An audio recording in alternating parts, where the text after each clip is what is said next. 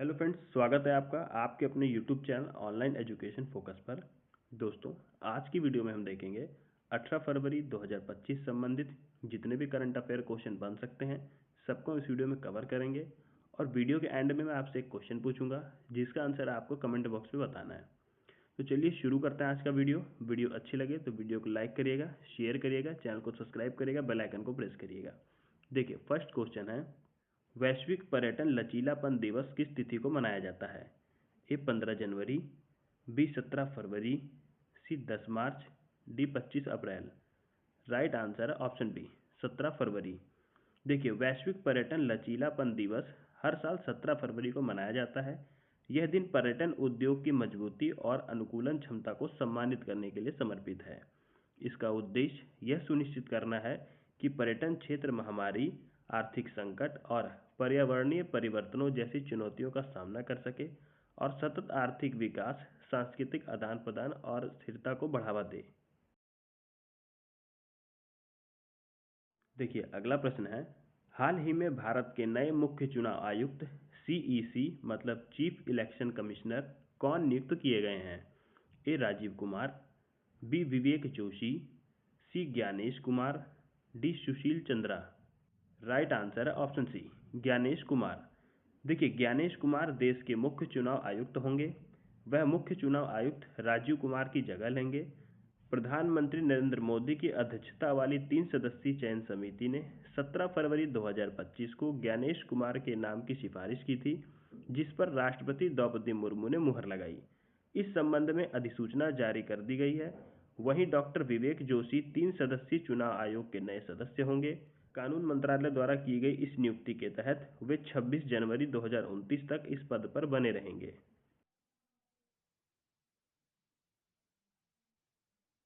देखिए, अगला प्रश्न है, वर्ष 2025 में सबसे अधिक कमाई करने वाले एथलीट कौन बने?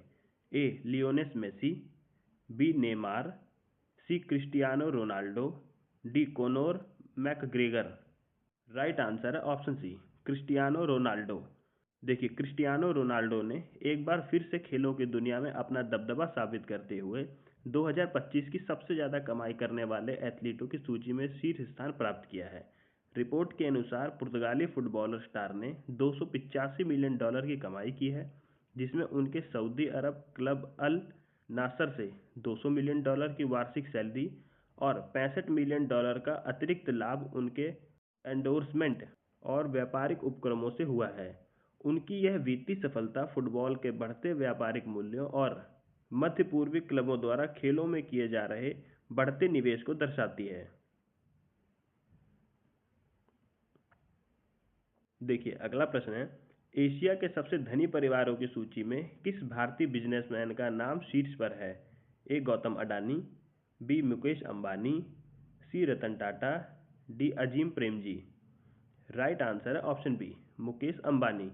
देखिए, एशिया के सबसे धनी परिवार वैश्विक अर्थव्यवस्था को आकार देने में महत्वपूर्ण भूमिका निभा रहे हैं।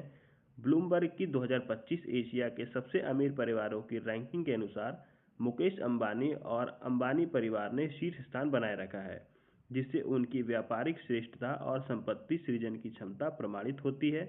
यह सूची एशिया के प्रमुख व्यावसायिक वंशों की विरासत को दर्शाती है, जो पीढ़ी दर पीढ़ी अपने वित्तीय साम्राज्य को मजबूत कर रहे हैं।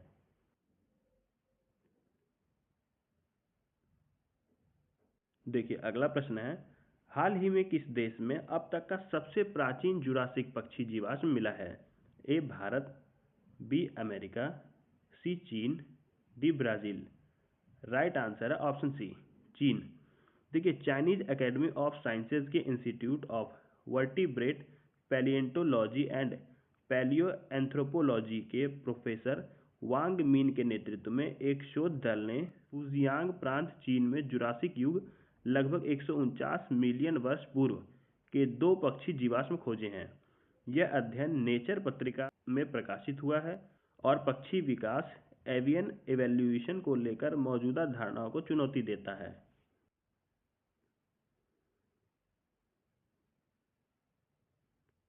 देखिए, अगला प्रश्न है, स्वीडिश कंपनी साब ने HAL के साथ किस रक्षा प्रणाली के लिए समझौता किया है? A drone system, B laser warning system, C missile defence system, D night vision technology. Right answer है option B laser warning system.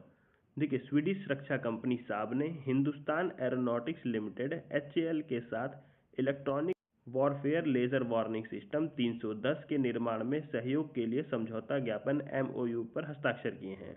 यह समझौता 13 फरवरी 2025 को हुआ, जिसका उद्देश्य भारत के रक्षा क्षेत्र को मजबूत करना और मेक इन इंडिया पहल के तहत इस उन्नत लेजर वार्निंग सिस्टम का घरेलू विनिर्माण सुनिश्चित करना है।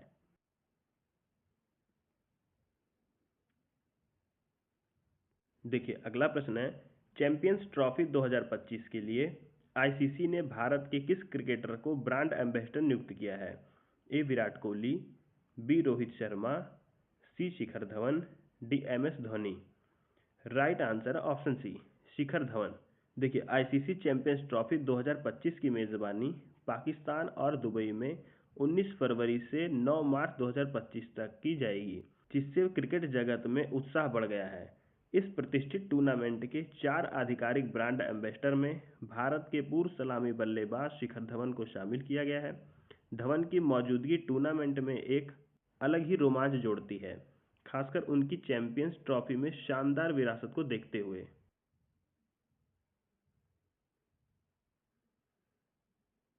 देखिए अगला प्रश्न है, मोहम्मद रफ़ी की 100वीं जयंती पर भारत सरकार ने कौन सा स्मारक सिक्का जारी किया? ए 50 रुपये, बी 75 रुपये, सी 100 रुपये, डी 150 रुपये। राइट आंसर है ऑप्शन सी 100 रुपये का। देखिए भारत सरकार ने महान गायक मोहम्मद रफ़ी की 100वीं जयंती के अवसर पर 100 रुपये का स्मारक सिक्का जारी करने की घोषणा की है। यह पहल भारतीय संगीत और संस्कृति में रफ़ी साहब के अपार योगदान को सम्मानित करने के लिए की गई है।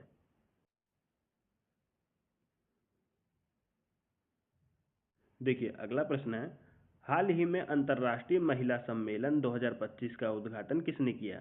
ए प्रधानमंत्री नरेंद्र मोदी, बी राष्ट्रपति Droupadi Murmu, C Smriti Irani, D Nirmala Sitharaman. Right answer है ऑप्शन बी राष्ट्रपति द्रौपदी मुर्मू। देखिए भारत की राष्ट्रपति श्रीमती द्रौपदी मुर्मू ने 14 फरवरी 2025 को बेंगलुरु में आर्ट ऑफ लिविंग द्वारा आयोजित अंतर्राष्ट्रीय महिला सम्मेलन के उद्घाटन सत्र में भाग लिया। अपने संबोधन में उन्होंने भारतीय नारी शक्ति के बढ़ते प्रभाव और उनके विज्ञान, खेल, राजनीति, कला और संस्कृति में अभूतपूर्व योगदान पर प्रकाश डाला।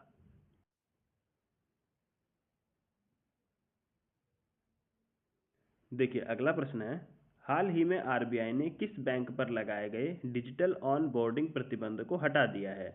ए HDFC bank, B ICICI bank, C Kotak Mahindra bank, D bank of Baroda. Right answer है option C Kotak Mahindra bank. देखिए भारतीय रिजर्व बैंक RBI ने कोटक महिंद्रा बैंक पर अप्रैल 2024 में लगाए गए प्रतिबंधों को हटा लिया है, जिससे बैंक अब ऑनलाइन नए ग्राहकों को जोड़ने और ताज़ा क्रेडिट कार्ड जारी करने की प्रक्रिया फिर से शुरू कर सकता है। ये प्रतिबंध बैंक की IT अवसंरचना में गंभीर कमियों के कारण लगाए गए थे। अब सुधारात्मक उपाय पूरे होने के बाद बैंकों को अपनी डिजिटल सेवाएं पुनः शुरू करने की अनुमति मिल गई है।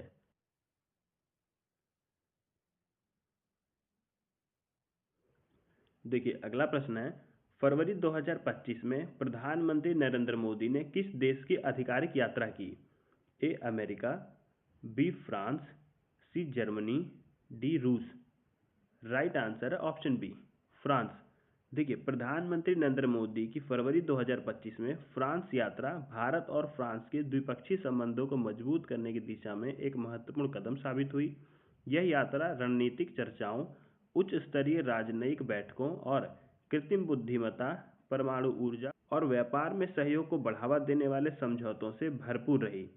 इस दौरे के दौरान ऐतिहासिक संबंधों को जन से जन संपर्क को भी प्रमुखता दी गई, जिससे भारत के वैश्विक प्रभाव को और अधिक सशक्त किया गया।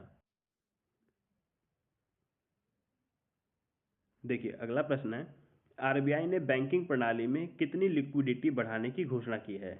ए 1 लाख करोड़ रुपए, बी 2 लाख करोड़ रुपए, सी 2.5 लाख करोड़ रुपए, डी 3 लाख करोड़ रुपए।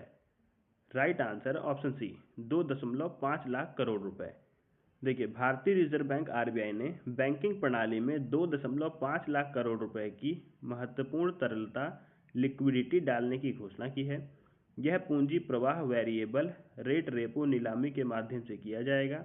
इस कदम का उद्देश्य वित्तीय प्रणाली में मौजूदा तरलता की कमी को दूर करना है, जिसे विभिन्न आर्थिक कारकों ने प्रभावित किया है। यह समर्थन बैंकिंग क्षेत्र को स्थिर बनाए रखना, ऋण प्रवाह को सुचारू रूप से जारी रखने और वित्तीय बाजारों में किसी भी बड़े व्यवधान को रोकने में मदद करेगा। तो फ्रेंड्स, यहाँ पे हमने 18 फरवरी 2025 संबंधित जितने भी करंट अफेयर क्वेश्चन बन सकते थे सबको देख लिया। अब मैं आपको देता हूँ आज का क्वेश्चन। तो देखिए, ये है आज का क्वेश्चन। हाल ही में भारत के नए मुख्य चुनाव आयुक्त सीईसी कौन नियुक्त किए गए हैं? इसका आंसर आपको कमेंट बॉक्स में बताना है। तो फ्रेंड्स, यहीं पे हम वीडियो का एंड करते हैं।